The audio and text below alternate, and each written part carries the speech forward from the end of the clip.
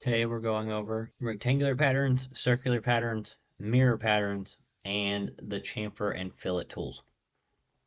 So to start, I created a new part. And then I'm going to go ahead and create a new sketch. I'm just going to do it on the XY plane. And from here, I'm going to create a rectangle that is 30 by 15. So now that I have my square, what I'm going to do is I'm going to create another square down here. I'm going to say that that is a 1/2 inch by a 1/2 inch. And I'm going to drag that up to where it's in my rectangle. Now I'm going to dimension this.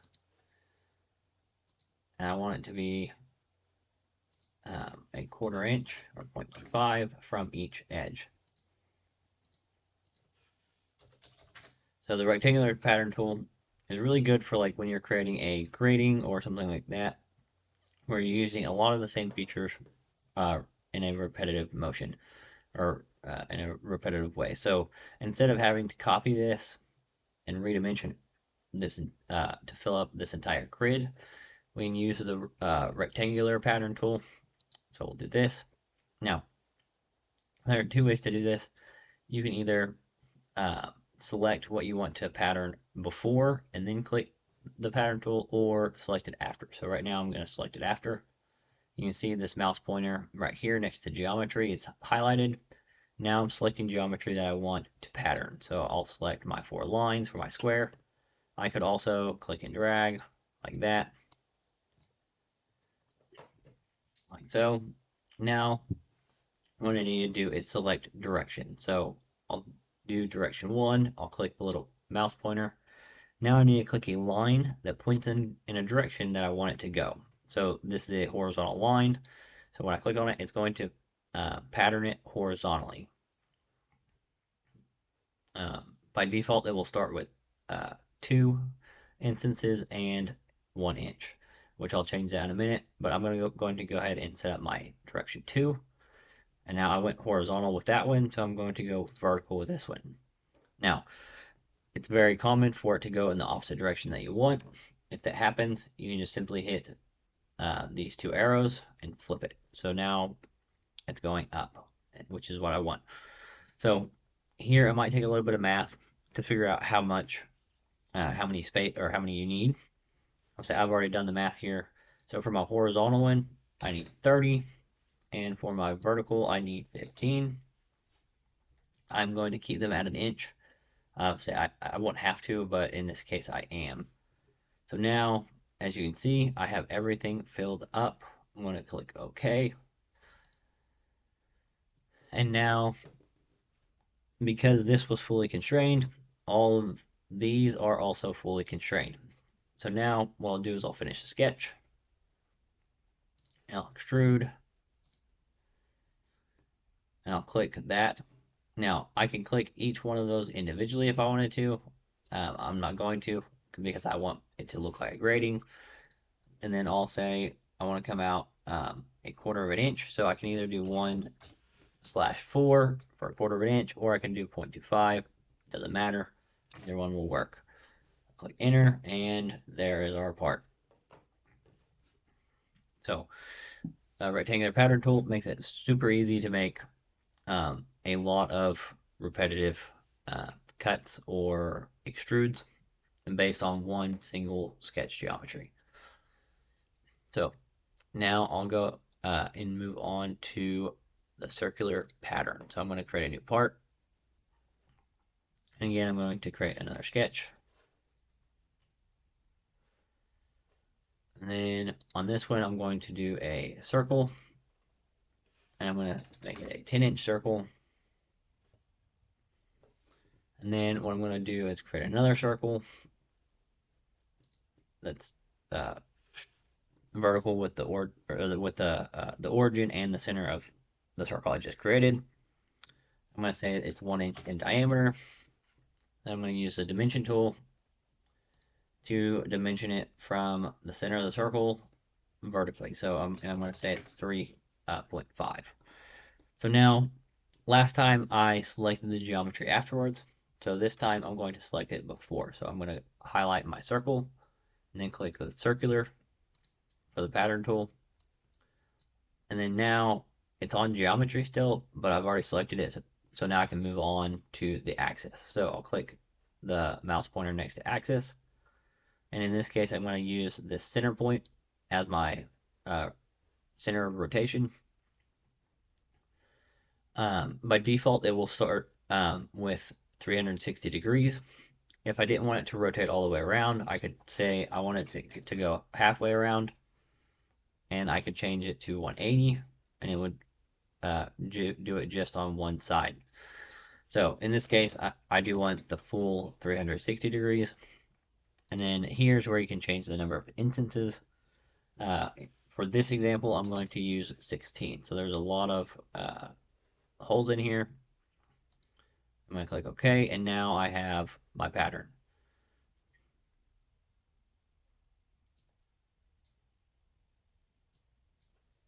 All right, and then I'm going to click Finish. Then I'm going to do Extrude, click this. And in this case, I want it to be 1/8 of an inch. If you don't know the decimal conversion, you can just do 1/8. So, or you could do 0.125. And then I'll click Enter.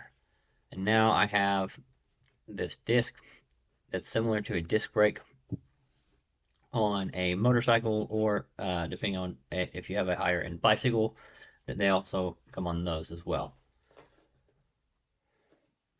All right, so now moving on to the mirror. So to do that, I'm going to go ahead and create another new part and then create a sketch.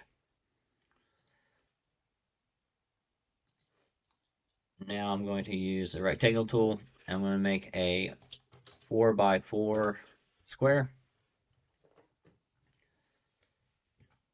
So for the mirror tool, you need a little bit more geometry because you need your center line. So I'm going to go ahead and come in here and make my lines in the center, like so. And then I'm going to select both of those, and I'm going to make them construction lines. I don't want them to be part of my actual part when I go to create like an extrude, but I want them there so I can reference. So now I'm going to create a circle. I'm going to say it's a 1 inch circle. And then now I want it to be in the center of this. So in this case, I'm going to use the dimension. And it's 2 inches from here to here. So I want this to be an inch.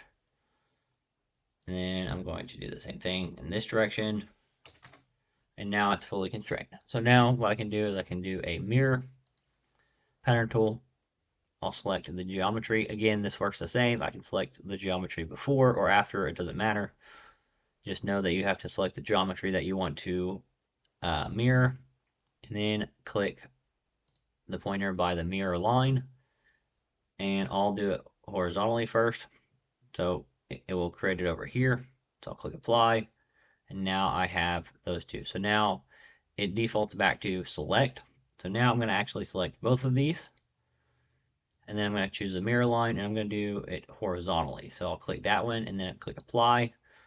And now, instead of having to create 4 different circles and dimension them accordingly, now they are all symmetric. So if I went in to change this, the size of my plate here, these would also adjust as well.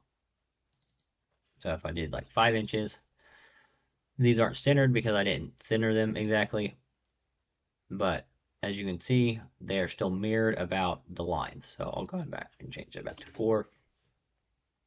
Click finish. Now I'll extrude. And I'll say that is a 1/4 inch for a 1/4 inch bracket. That's a plate. So one more part to show you the chamfer and fillet. Again, I'm going to create a sketch. In this case, I'm just going to use the line tool.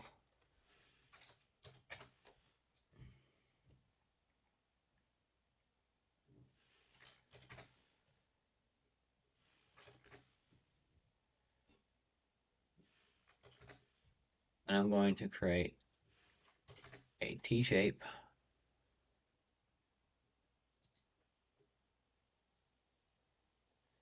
And it's going to be kind of like a block to play with. So now I have that T. Now we have the fillet and the chamfer. So they're both underneath right here. So it might say fillet, it might say chamfer. It's based on which one you used last. By default, it says fillet. I'm going to do the fillet first. So when I click on it, it gives this dimension. So this dimension is the radius of the fillet. So right now I'm going to keep it at 0.125 because that's what I want. Now if I went to change this and say went quarter inch, and now I selected my two lines. And if you notice, this right here has a radius of 0.25. This one has a radius of 0.125. So that's what the dimension does. I'm going to go back to 0.125. And sometimes it will let you actually click on the point. And when you do that, I'll say it will pick up both lines. If not, then you'll have to click one line and then click the other. So I'll just go ahead and do that. So now those fillets are done. Chamfers work very similar. You have three options on chamfers. So the first one is a distance and a distance, where those two distances are the same. So as I come in here and do this, notice where it's 0.125 on this way and 0.125 going this way. Our next option is where we can do two different distances. So let's say we wanted to do something like this, and now notice how one is 0.25 and one is 0.1 and one is 0.125. So that's how you can create a chamfer that isn't at a 45-degree angle. Our last one is a distance and an angle. This one works similar to well, both of them. By default, it's at 45, which would look like our first one. So if we were to put this on here, you can see that it does it at 0.125 distance at a 45-degree angle. We could also change it to, say, 30 degrees. Come in here and notice how it's not at a 45-degree angle anymore. So those are our options.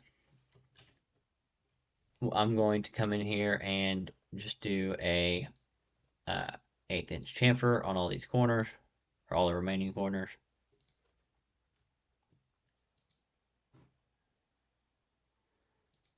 Get this last corner, there we go, and finish up. I'm going to finish my sketch, and to finish the part, I'll go ahead and do an extrude. I'm just going to leave it at an inch, and there is our little block that we created.